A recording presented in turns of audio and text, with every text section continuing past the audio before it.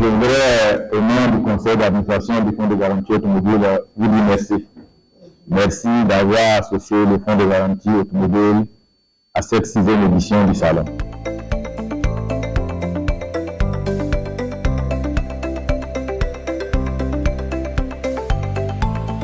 Nous avions une grande réforme du Fonds de garantie automobile qui a abouti à la signature d'un décret, le décret 2024 987 du 20 novembre 2024, modifiant le décret de 2009 portant organisation et fixant les modalités de financement et d'indemnisation du Fonds de garantie automobile.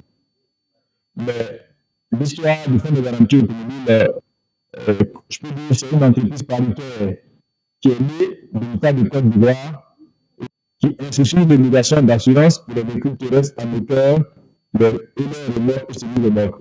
Parce que vous venez de le constater, dans notre architecture de l'assurance, toutes les assurances sont pas obligatoires. Il y a donc l'assurance, l'État a consacré l'assurance automobile comme étant une assurance obligatoire, et c'est l'un des fondements du Fonds de garantie automobile. Quelles sont donc les missions de ce fonds? Nous avions donc l'indemnisation des victimes d'accidents corporels de la circulation. Mais les missions qui sont les nôtres, nous prenons en charge lorsque le conducteur ou le véhicule responsable sont inconnus. Donc, lorsqu'il y a un accident de la voie publique, la victime née de cet accident d'un conducteur de véhicule responsable inconnu. Donc, le véhicule a pris la fuite de manière basique. Ce qui est courant dans notre société. Quand un accident survient et que le monsieur ne s'arrête pas pour prendre la fuite. Cette victime-là, lorsqu'elle fait recours au Fonds de garantie automobile, nous mettons en place un mécanisme pour non seulement la prendre en charge pour le médical, mais sa prise en charge et droit à indemnisation. Ou bien, le véhicule qui a causé l'accident n'est pas assuré. Ce qui est également courant. Dans notre pays, il y a des usagers de la voie publique qui ne se prémunissent pas d'une police d'assurance et qui sont en circulation. Lorsqu'un accident survient, manifestement, la victime de cet accident-là n'est pas couverte, puisque la voiture qui doit prendre en charge la victime n'est pas couverte par une police d'assurance. La prise en charge systématique, qui est une nouvelle activité, la prise en charge systématique des faits médicaux de toutes les victimes des accidents corporels de la voie publique évacuées aux urgences des centres de santé. Quelle que soit la qualité du véhicule auteur de l'accident, on peut avoir les véhicules assurés avec les compagnies d'assurance. Ça, c'est un autre niveau de notre action. J'ai indiqué que la mission traditionnelle, c'est la prise en charge des victimes d'accidents de la voie publique lorsqu'il y a un défaut d'assurance ou lorsqu'il y a un délit de fuite. Et puis, l'État a estimé qu'on pourrait élargir le champ d'action du Fonds de garantie automobile à l'effet de nous permettre de prendre en charge systématiquement toutes les victimes d'accidents de la voie publique lorsqu'une voiture est assurée et qu'elle fait un accident, ou bien lorsqu'une voiture de l'administration fait un accident, ou bien souvent dans notre pays, il y a des véhicules qui quittent soit au Burkina, soit au Mali et qui viennent commercer ici. Mais il peut advenir qu'un accident survienne.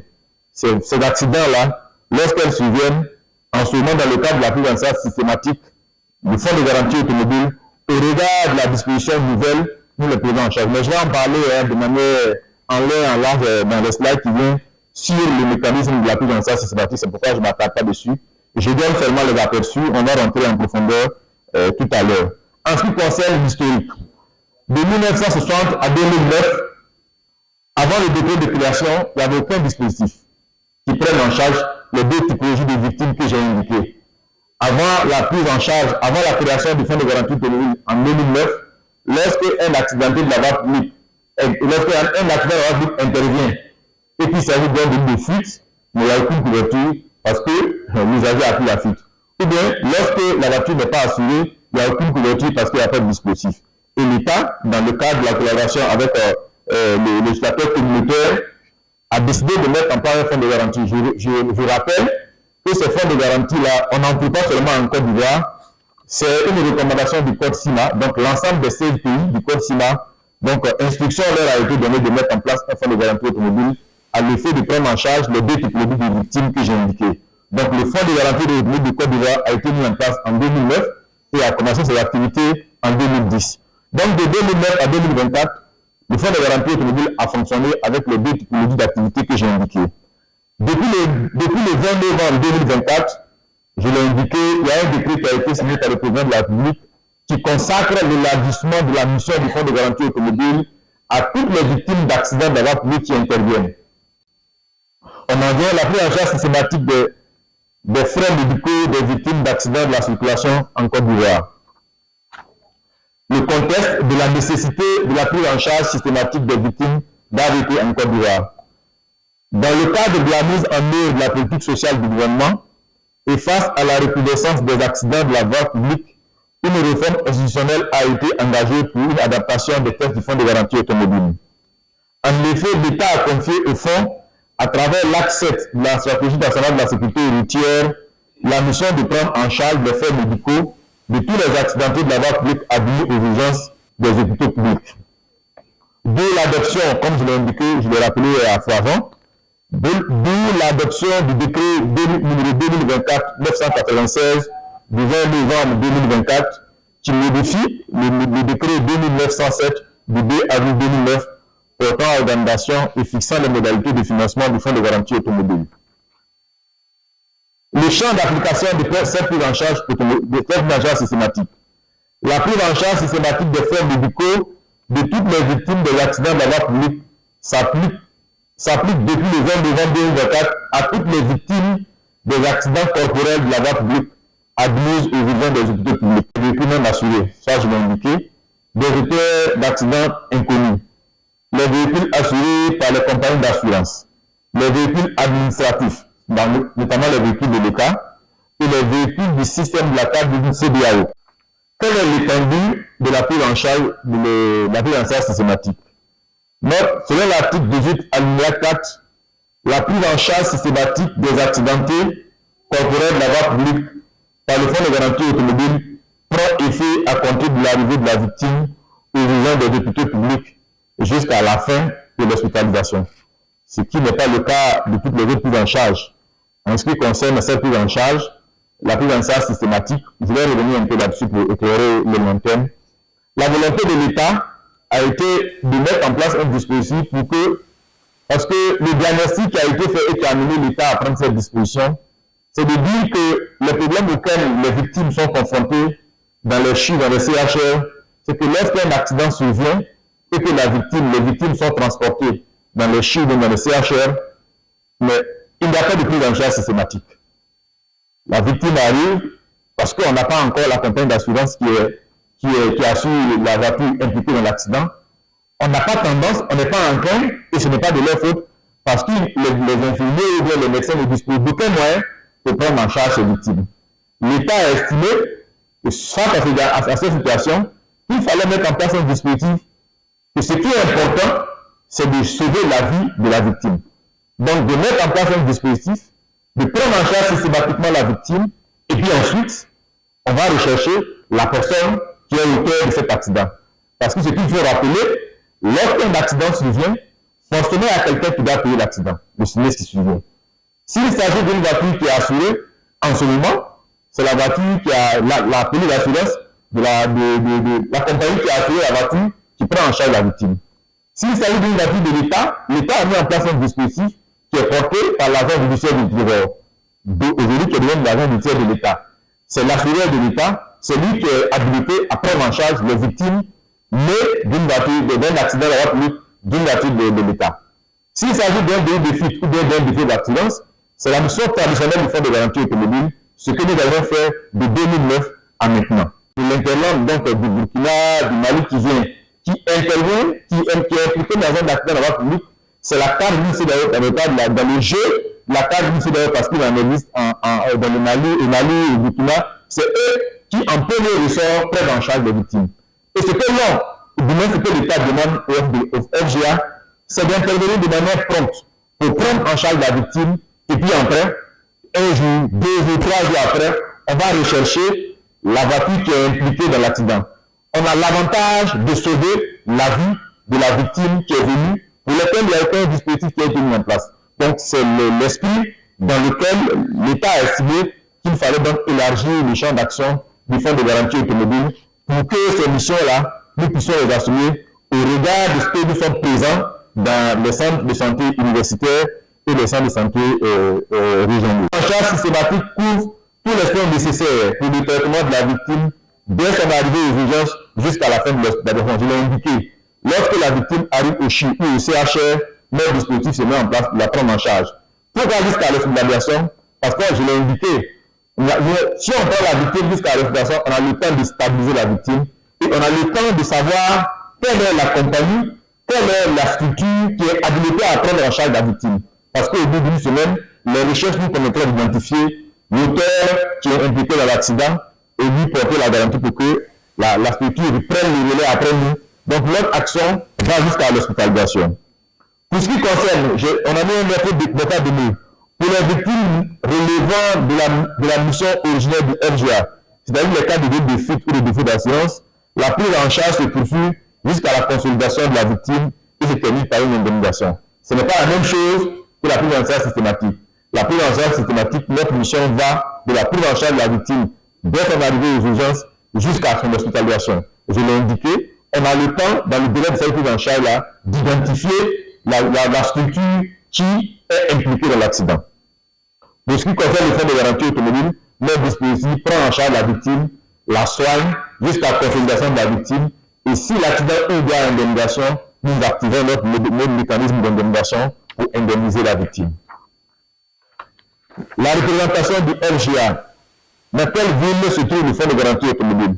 Je pense que nous sommes présents aujourd'hui au CHI d'Angré, au CHI de Boaké, au CHI de Cocody, au CHI de Trècheville, au CHI de Yopougon, au CHR de Bamboukou, de Dondokoro, de Korogo, de San Pedro, de Yamoussoukro et également à l'hôpital Saint-Jean-Baptiste de Bodo, à 108 km de l'autoroute. Il est prévu au cours de l'ESI 2025, donc c'était l'exercice là, l'ouverture des bureaux du CHR de Daloa, de Délé, d'Abongourou, d'Aboasso, de Ferke, de Bouna et de l'hôpital général de Boko. Donc l'État, non seulement nous a demandé de prendre en charge systématiquement les victimes, mais l'État également nous a demandé de nous installer sur l'ensemble du territoire parce que les victimes d'accidents de voie publique, on ne trouve pas seulement à Abidjan. Quoique Abidjan réserve le taux le plus élevé de l'accident de voie publique, mais l'État, voulant assurer son organisation sur l'ensemble du territoire, nous a instruit de nous étendre sur l'ensemble du territoire. Notre installation est tributaire de plateau technique parce que nous n'allons pas nous installer dans une ville où le plateau technique ne permet pas de prendre en charge une victime. Ça ne sert à rien pour nous de nous installer. Donc, notre installation est calquée sur la cartographie. Regarde la collaboration que nous avons avec le ministère de la Santé sur la cartographie sanitaire que le ministère de la Santé a mis à notre disposition. Donc, vous trouverez dans toutes les villes où un plateau technique est adapté, le fonds de garantie sera présent. Pour assumer notre organisation, nous avions passé des conventions. Le FGA dispose de conventions avec les acteurs intervenants de la chaîne de prise en charge des soins des victimes d'accidents. Notamment, nous avons contracté avec 13 pharmacies privées. Lorsque nous nous installons dans un CHR dans un CHI, nous contractons, nous mettons en place une collaboration avec les pharmacies qui sont aux alentours du CHI. L'objectif, c'est de nous permettre d'assurer la continuité des soins de nos victimes. Il peut arriver qu'une de nos victimes arrive au CHI et que la pharmacie de CHI ne dispose pas de médicaments. On peut donc tous les pharmacies qui sont autour au regard de la convention, nous prenons des médicaments pour assurer la continuité de l'action de nos victimes. Des conventions sont également en cours de signature avec le groupement des sapeurs-pompiers et le Fonds national de la sécurité civile. Vous comprenez que nous avions besoin d'avoir cette convention avec ces structures-là qui sont impliquées dans l'évacuation des victimes.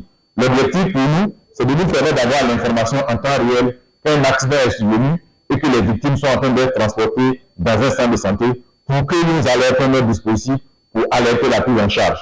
Également, ça nous permet d'avoir de la base de données statistiques pour nous permettre de tenir, effectivement nous permettre d'avoir de la projection. Quels sont les enjeux de la prise en charge systématique des frais médicaux des victimes d'accidents de la voie publique?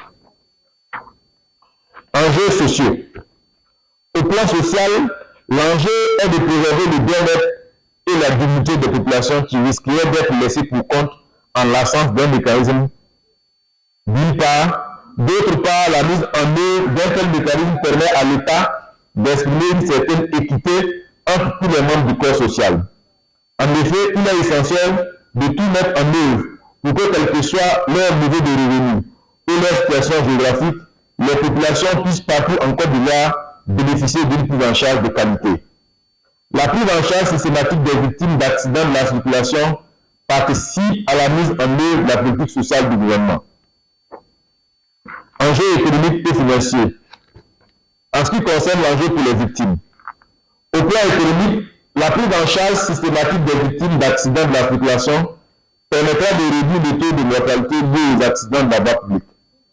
En effet, une prise en charge rapide et efficace permet d'améliorer la perte des capacités, des forces productives et de les maintenir en bonne pensée pour faire fonctionner l'économie. Un taux de mortalité trop important des forces vives ou un taux d'incapacité de travail trop important est de nature à impacter négativement la production de la richesse nationale. Par ailleurs, dans la majorité des cas, des sommes énormes sont engagées dans le cadre du traitement des traumatismes liés aux accidents de la circulation. Les ménages éprouvent des difficultés à les supporter. En ce qui concerne les organismes tenus à garantie, la prise en charge rapide et efficace des accidentés impacte positivement les finances des organismes tenus à garantie, notamment les sociétés d'assurance, l'agence judiciaire de l'État, mais également du FGA. En effet, celles-ci auraient été amenées à payer les sommes importantes en cas de séquelles graves. Et en cas de séquelles graves et en cas de décès. Aussi, l'identification de la victime dès la survenance du sinistre et une traçabilité au niveau de son traitement constituent des instruments permettant de réduire les risques de fraude et l'exposition des frais supplémentaires et induits. Ces informations permettent également de guider dans l'évaluation des provisions. Quels sont les défis de la prise en charge systématique des frais médicaux des victimes d'accidents de la voie publique? Les défis sont associés à la mise en œuvre de la prise en charge systématique des frais médicaux des victimes d'accidents de la voie publique. Nous avons les défis sanitaires. La nécessité du renforcement du personnel des urgences. C'est clair que si on n'a pas le personnel qu'il faut, on a beau avoir les moyens, mais c'est clair qu'on ne pourra pas prendre en charge les victimes. Donc l'État devra à cet effet recruter un nombre suffisant d'agents de santé qualifiés. L'élaboration et la mise en place d'un véritable système d'urgence. Parce que le fonds de garantie automobile, la porte d'entrée de la prise en charge des victimes, c'est les urgences. Donc c'est bon que l'État mette en place un dispositif d'urgence qui soit d'un certain niveau, d'une certaine qualité. L'équipement des hôpitaux en matériel de pointe. La multiplication des établissements sanitaires est un préalable au déploiement du RGA dans l'ensemble des régions du pays. Je l'ai indiqué. Si nous devons nous installer dans un CHR, il faut qu'on s'assure que le plateau technique est adapté et à même de prendre en charge une victime d'accident de la publique. Auquel cas, ça ne sert à rien que nous puissions nous installer. Cependant, là où les infrastructures adéquates existent, le défi immédiat à relever par le RGA consiste à pouvoir s'implanter de façon assez rapide, mais aussi au fur et à mesure de l'extension des réseaux sanitaires ivoiriens.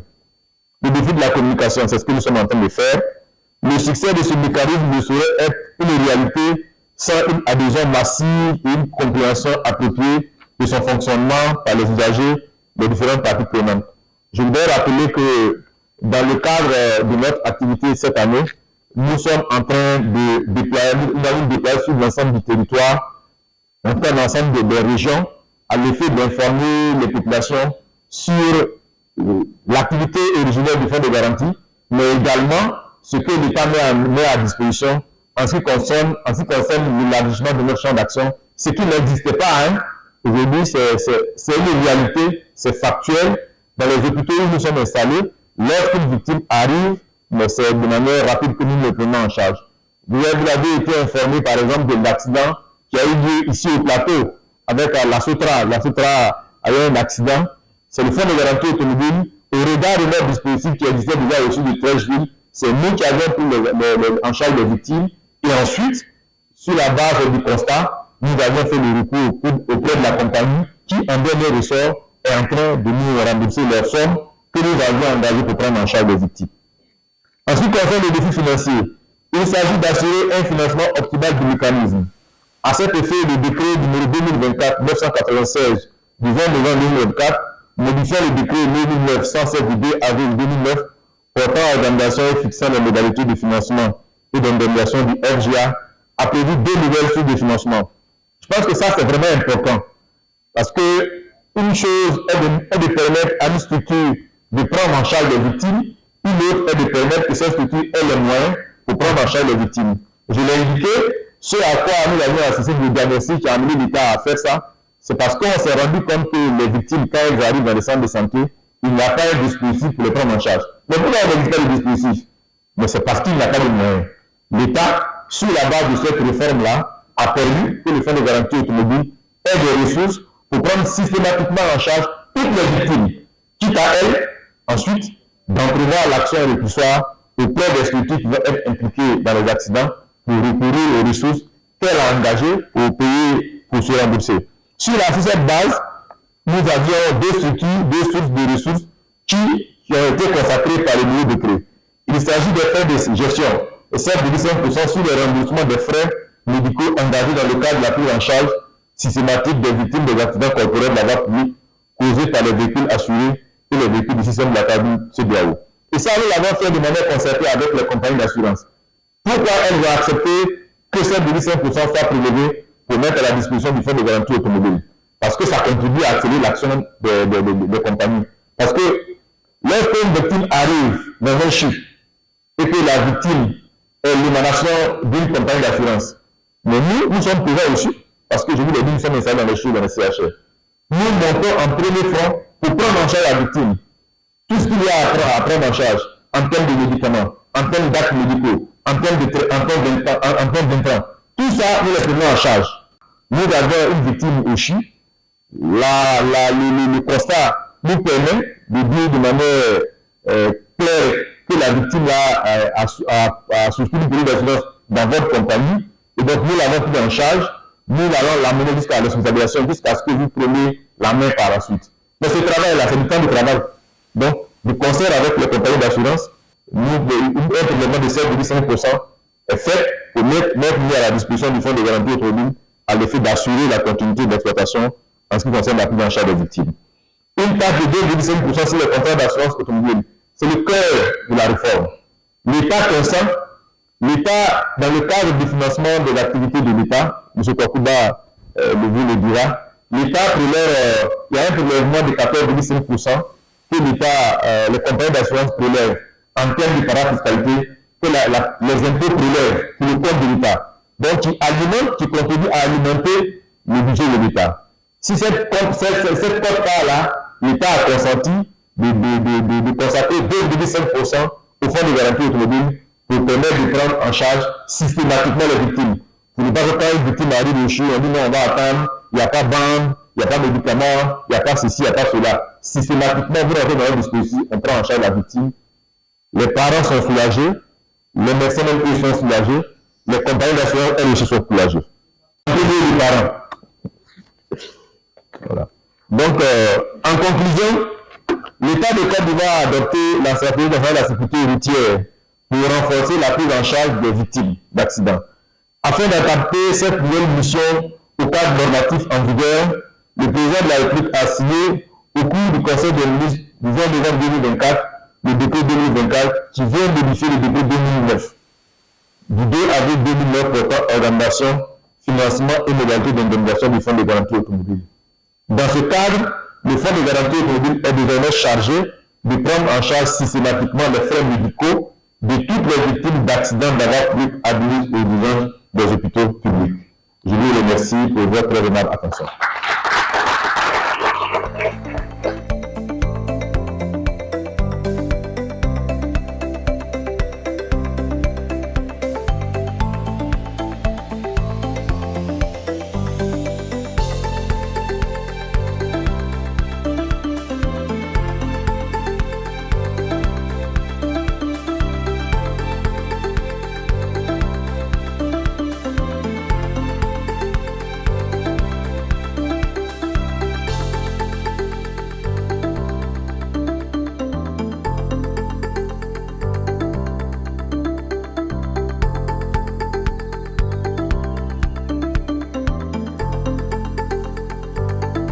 Mettre en exergue la réforme qui a été initiée par l'État du Côte d'Ivoire en vue de l'élargissement du champ d'action des missions du Fonds de garantie automobile.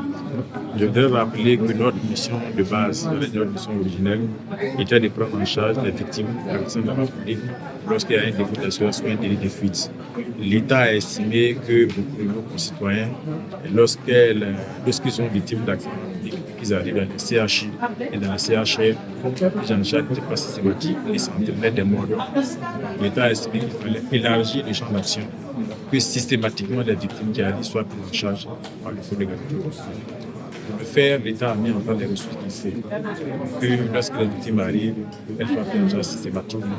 Et que tout ce qui a forme acte, donc médicaments, intrants, radio, tout puisse être pris en charge par le Fonds de garantie. Quitte à ce qu'après, au regard du constat qu'il y a l'initiative de l'accident, nous puissions identifier l'organe qui est chargé de rembourser et le Fonds de garantie automobile, entrevoir l'action le plus souvent pour monter la situation. Ce que j'étais venu mettre en règle, c'est le Fonds de garantie. L'État, dans le cadre de son action sociale, a mis une palette de mesures, dont celle qui vient d'être prise avec le décret du 29 novembre. C'est l'information majeure de dire qu'un instrument existe aujourd'hui et que lorsque les Ivoiriens, c'est-à-dire les citoyens, victimes d'accidents de la République arrivent au CHU, au CHR, un dispositif créé par l'État de Côte d'Ivoire est à leur disposition qui les prend en charge. Le Fonds de garantie automobile à l'origine fait partie des compagnies d'assurance. La mission que nous entreprenons est une mission assurantielle. Donc nous sommes membres de l'ASACI, l'Association des assurances de Côte d'Ivoire, qui fait que lorsque intervient une situation qui pourrait engendrer un conflit, ce qui est rare, on n'en a pas encore eu. Nous avons un article qui est l'ASACI. Ça se passe très bien parce que l'État a pris le soin de mettre dans le décret qui a été signé la collaboration qui doit avoir lieu entre le Fonds de garantie automobile et l'ensemble des compagnies d'assurance, donc balisé par une convention. Mais également, il y a une convention qui régit notre collaboration avec la CAD CEDEAO. Il y a une convention. Les conventions là sont l'émanation de notre convention. Et je pense que ça se passe très bien. Il n'y a pas de divergence d'interprétation en ce qui concerne l'action.